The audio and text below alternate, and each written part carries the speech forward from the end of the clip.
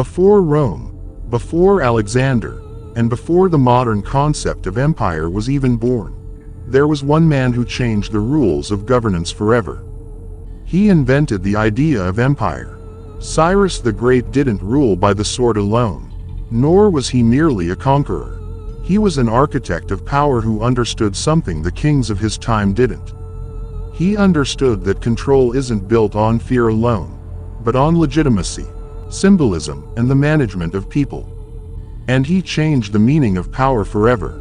His father was Cambyses I. Cambyses wasn't the great king he's sometimes portrayed as.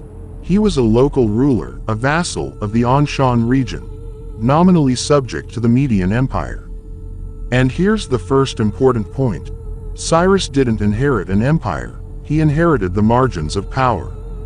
This means his rise wasn't a natural extension of a powerful dynasty, but an unexpected political leap. His mother was Mandana, daughter of the Median king Astyages, the last of the Medes. The narrative that her marriage to Cambyses was a clever alliance originates primarily from Herodotus, an engaging, but not entirely impartial, historian. Origin: Persian, but not as you might imagine. Cyrus, of Persian origin, from the Achaemenid dynasty, he grew up in a tribal environment, not an empire. And the point many overlook, the word Persian, in Cyrus's time, it didn't represent a cohesive national identity. Rather, it referred to a network of tribes with competing interests. Cyrus's success wasn't due to his being Persian, but rather because he unified the Persians politically before confronting the Medes militarily. Cyrus wasn't born in an imperial palace. He didn't inherit a ready-made crown. Here, we must understand that Cyrus didn't triumph because he was the son of kings, but because he grasped a crucial truth before anyone else, that legitimacy isn't inherited, it's made. And Cyrus wasn't raised as a pampered prince, nor was he educated in the schools of kings. He was raised in a tribal environment, where survival was seized, not granted. He learned early on to obey custom and to lead by deed, not by title. We have no reliable historical evidence of his formal education, but what is certain is that he mastered the arts of war and the building of loyalty. These are skills that are not taught, but honed in conflict. As for his brothers, history is silent. No names, no roles, no documented conflicts. This silence is not an emptiness, but a clear indication. It means that Cyrus was a political phenomenon, not the product of a warring dynasty. From scattered, warring Persian tribes, he created the first transracial empire in history. He created an entity the world had never known before, and the question that history fears to answer is, was Cyrus a great conqueror, or the greatest architect of power in antiquity? And why did his legacy endure after his death, while empires far more powerful than his crumbled? Cyrus wasn't born knowing he would rule. Rather, he was raised within a Median system that possessed power, and a Persian system that possessed ambition. In Anshan, Cyrus was a political subordinate within a Median system larger than himself.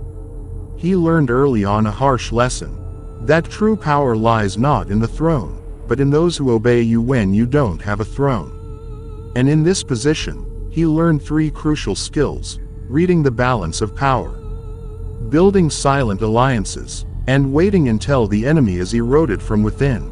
Here's a point many overlook. Cyrus didn't begin as a rebel, but as a player within the system. When Cyrus rebelled against his grandfather Astyages around 550 BC, the rebellion wasn't sudden. Nor was it a tribal impulse. It was the result of internal disintegration within the Median state. Cyrus didn't rebel because he was ambitious, but because the system was no longer viable. The Median state during Astyages' reign was suffering from political stagnation, a disaffected elite, an army without loyalty, and an authority that could only be persuaded by force. Cyrus accurately assessed the situation. He understood that remaining subservient meant eventual downfall, and that rebellion at the right time was less costly than belated obedience.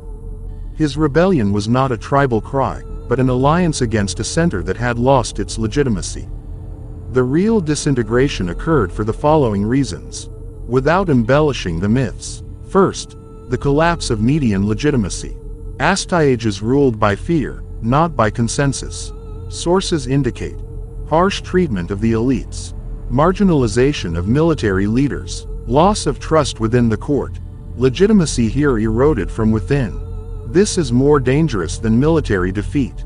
Second, the division of the military elite. The Median general Harpagus is a clear example. He turned against Astyages and played a decisive role in surrendering the army to Cyrus. This is not a victory, but a systemic failure. Third, Cyrus's hybrid position. Cyrus, Persian origin, by blood ties to the Median dynasty. This made him not an outsider to the system, not rejected by the disaffected elites. He was not an outsider, but an acceptable alternative. Fourth, a cold calculation of cost.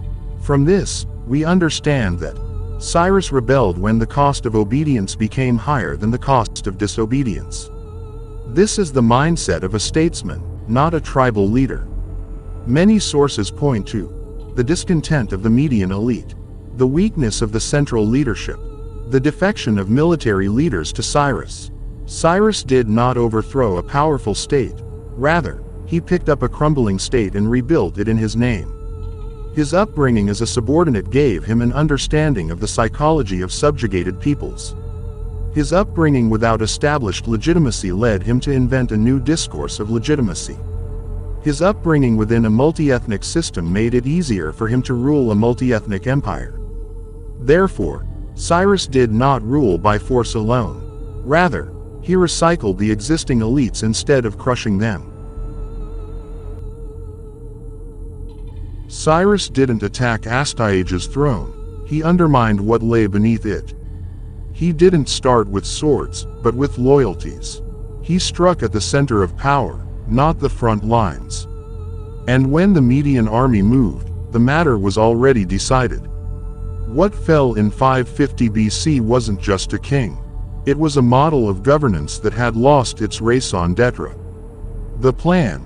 How was the Median state brought down? First, paralyze the army before mobilizing it. The Median army was strong on paper, but its leadership was divided. Harpagus, a prominent commander, had secretly turned against them, and there were clandestine channels of communication with Cyrus. Entire units fought without enthusiasm or deserted in the field. This wasn't the treachery of an individual, it was the collapse of a system of loyalty. Second, isolate the king politically. Because Astyages had lost the support of the elite, had lost the army's trust, and relied on fear instead of legitimacy, Cyrus didn't need to convince everyone, but only to persuade influential figures within the regime. Third, a battle without a bloody resolution. Sources indicate that the clashes were limited. No major decisive battle took place. The capital, Ecbatana, fell quickly. The fall was administrative before it was military. And here's the question. What did Cyrus do after the victory? Here his genius shines through clearly. Cyrus did not take revenge on the Median elite. He did not abolish their institutions. He preserved the structures and changed the leadership. Astyages was not executed. He was removed from power. This was a shrewd political decision, not an emotional one. Cyrus did not overthrow a state, he seized it.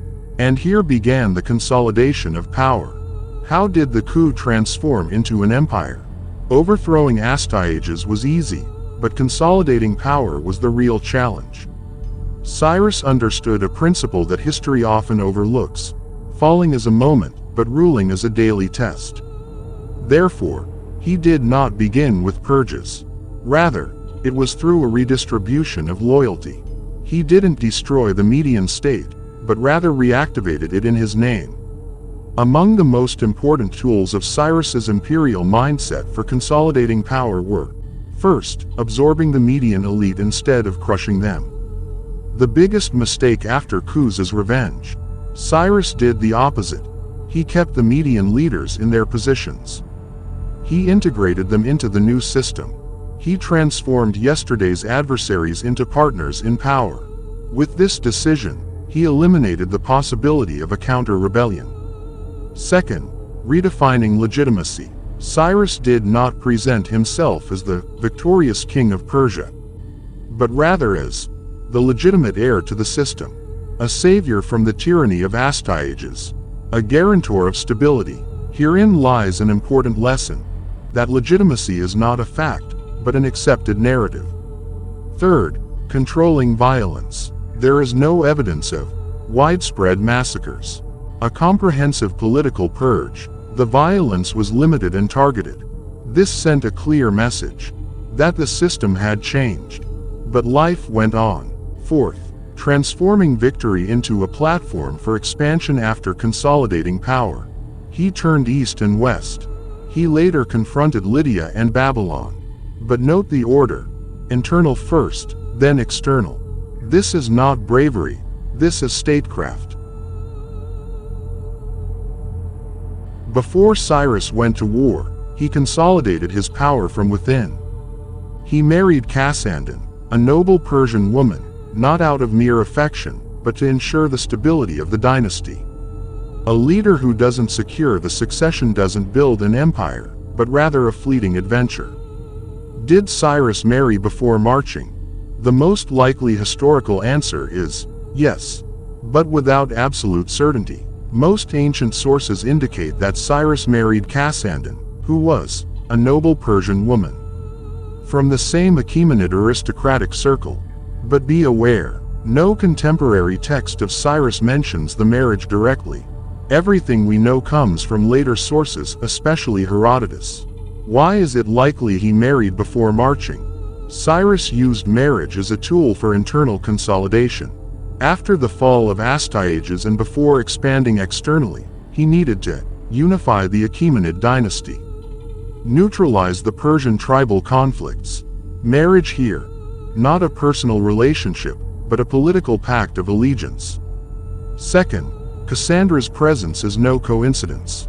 Herodotus mentions that Cyrus loved Cassandra and grieved for her upon her death, a rare occurrence in the Chronicle of Kings. But most importantly, his legitimate children, Cambyses II and Bardia, were born to her. This means she was a central, not a peripheral, wife. Third, the timing is politically logical. Ask yourself, as a leader, do you advance without a stable home? Or do you consolidate your power first and then move? Cyrus did the latter, and here he surpassed many other leaders.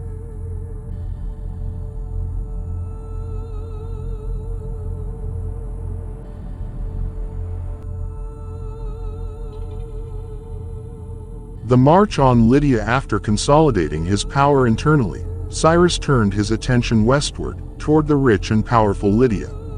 His goal was not just gold, nor fame, but control of an economic and strategic center. This would enable him to expand his empire rapidly.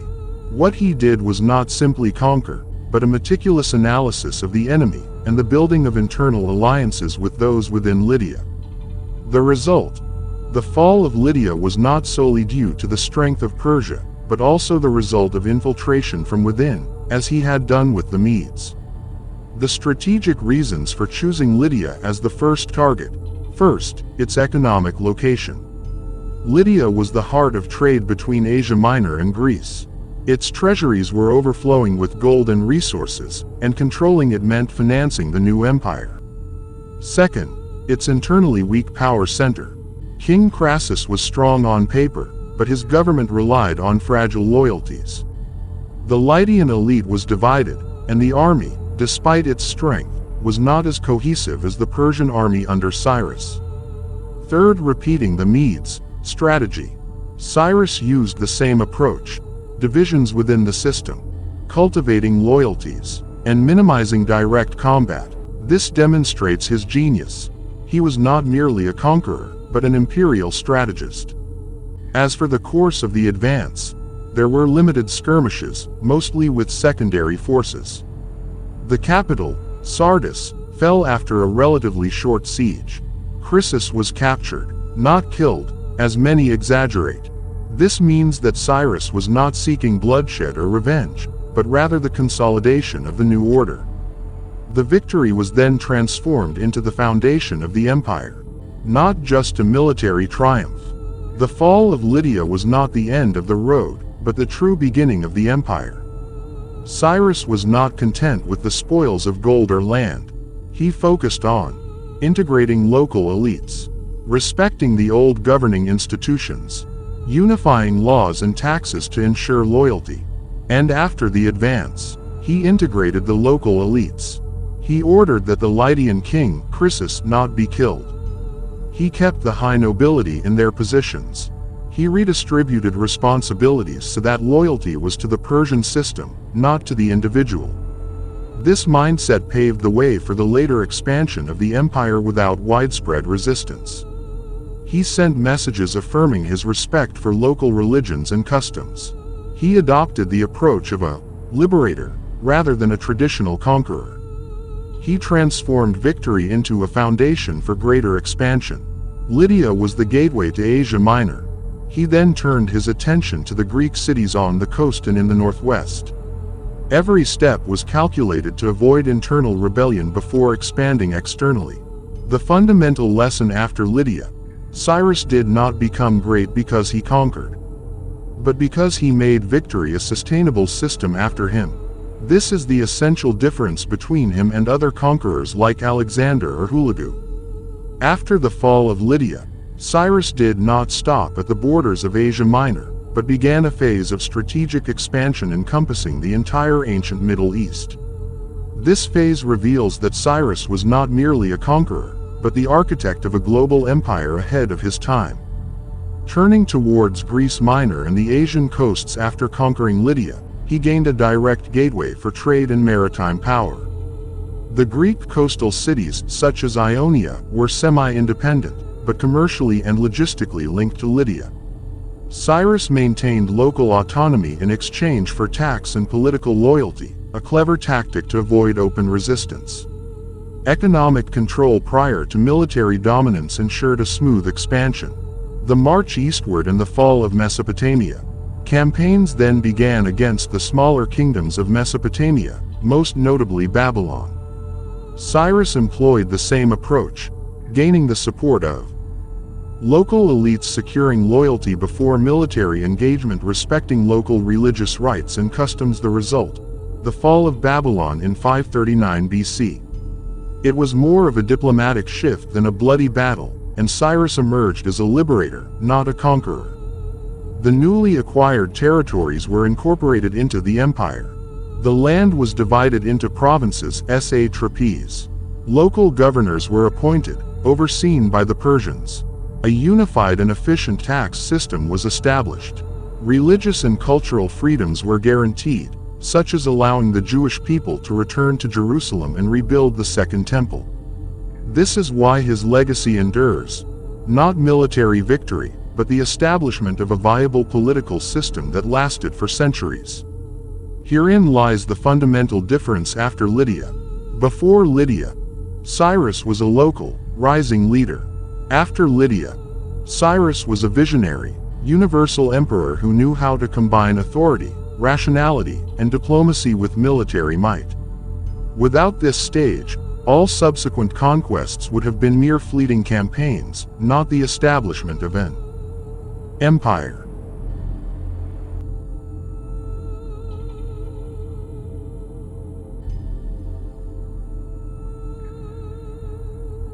Cyrus died around 530 BC. He was on a military campaign in eastern Iran, in a remote region near the Caspian Sea, in what is now northeastern Iran, Turkmenistan.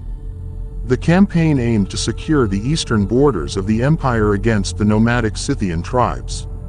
He faced logistical difficulties, including vast distances, challenging terrain, and sporadic encounters with small, mobile, and knowledgeable groups of fighters.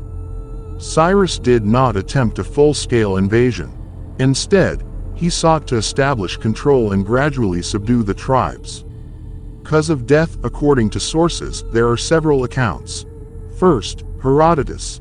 He states that Cyrus was killed in a raid against the Scythians, but he does not provide precise details. Some sources suggest he was killed in a small battle or in a surprise attack by the tribes. Second, popular legends. Some accounts claim he fell into a river while attempting to cross it, or was assassinated. These are likely later exaggerations. The logical conclusion is that his death was the result of natural military engagements during a geographically challenging campaign, not a conspiracy or betrayal. After his death, Cyrus's funeral was prestigious and well documented in ancient sources, with great respect shown by the people and the elite. The empire endured because the administrative and political system he had built was robust enough to withstand his loss. His successor, Cambyses II, his son from Cassandeion, continued the expansion, particularly into Egypt. Cyrus left not only a personal legacy but also an empire built on laws and institutions, which is why the Achaemenids lasted for more than 200 years after his death. The fall of Babylon was not merely a battle, but a comprehensive political, military, and diplomatic plan. Babylon in 539 BC was one of the greatest cities of the ancient world. Known for its wealth and magnificent architecture, the Babylonian king, Nabonidus, ruled with an iron fist. But the state suffered from internal problems within the army, the loss of loyalty among some of the elite, popular discontent due to heavy taxes. In preparation for the attack, Cyrus sent emissaries to gain the support of some of the elite within Babylon. He promised to allow the people to maintain their beliefs and customs. The goal was to minimize internal resistance before the military assault, to take advantage of the terrain. Because Babylon was surrounded by rivers, it had strong defenses on bridges and canals. Cyrus planned to use the diversion of the Euphrates River to pass the army under the walls without direct resistance. This move demonstrated his military genius, a clever attack rather than a prolonged siege. The Persian army entered Babylon almost without significant resistance. Most of the inhabitants welcomed Cyrus as a liberator, not a conqueror. The Babylonian leaders were unable to muster a cohesive defense due to internal divisions and alliances that Cyrus had orchestrated beforehand. The result: Babylon fell with astonishing speed, without the city being destroyed or widespread bloodshed. After the fall, Cyrus reorganized the city administratively and retained most of the elite in their positions. He freed the Jews from captivity and returned them to Jerusalem to rebuild the Second Temple. He made Babylon an important administrative center for the Persian Empire, not merely a prize. After Babylon, Cyrus came to control vast territories, including Mesopotamia, Asia Minor, Eastern Anatolia, and parts of modern-day Iran. His goal was not simply conquest, but the integration of these lands into an efficient, centralized system. Expansion to the east and north. Cyrus began his campaigns towards the kingdom of Bactria and Khwarezm, the distant tribes of eastern Iran. Every step was calculated to protect the borders, to gradually annex territories, to secure the loyalty of the local populations before resorting to military force. Cyrus did not rely on force alone, but on smart alliances, political integration, preserving existing institutions while maintaining his position at the top. This is what allowed the empire to endure for more than 200 years after his death, until the arrival of Alexander the Great.